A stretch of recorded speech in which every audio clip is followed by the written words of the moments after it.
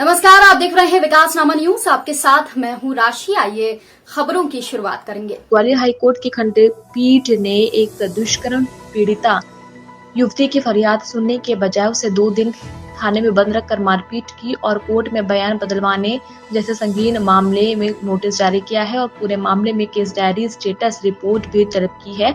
अब इस मामले पर सुनवाई अगले सप्ताह होगी। दरअसल 21 साल की लड़की ने रिंकू जाटव के खिलाफ डबरा थाने में 8 जून को बलात्कार का मामला दर्ज कराया था, जबकि 7 जून को युवती के साथ ये घटना घटित हुई थी।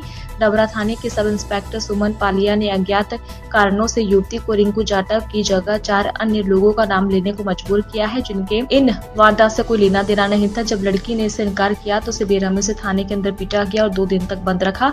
10 जून को युवती ने इस मामले को पुलिस अधीक्षक की नॉलेज में लाया। उन्होंने विवेचना अधिकारी सुमन पालिया से जांच वापस लेने के लिए महिला थाने को सुपुर्द कर दिया है। सब इंस्पेक्टर के खिलाफ जांच बैठा दी है। अब युवती ने हाईकोर्ट में याचिका दायर कर इस मामले की निष्पक्ष जांच कराने और डबरा थाने के सब इंस्पेक्टर सुमन पालिया के खिलाफ कार्रवाई करने की गुहार लगाई है।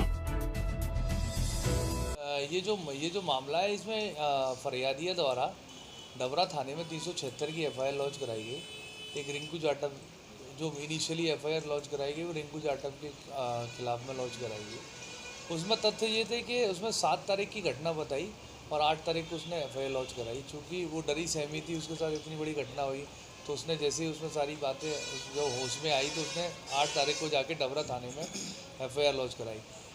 जैसे ही डबरा थाने में एफआईआर लॉन्च कराई, हमारी जो फरियादिया है उसका ये कहना है वहाँ पे जो इन्वेस्टिगेशन ऑफिसर थी सुमन पलिया मैडम, उन्होंने इस मैटर में इतना इंटरफेयर किया कि उसको 2 दिन तक थाने में बंद रखा।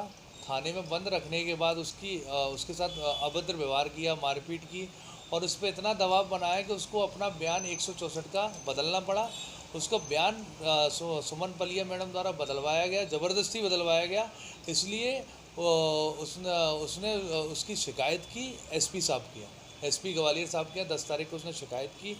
उसको संज्ञान में लेते हुए एसपी साहब ने वो इन्वेस्टिगेशन डबरा से ग्वालियर ट्रांसफ़र कर दी है।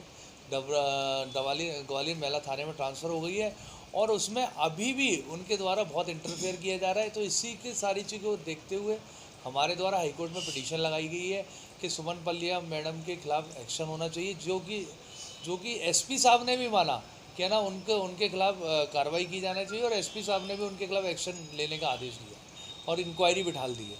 तो अभी आज का जो स्टेटस है, आज हाईकोर्ट ने उसमें नोटिस किए हैं और स्टेटस रिपोर्ट कॉल की और डायरी और नेक्स्ट वीक में उसको लगा फर्दर सुनवाई।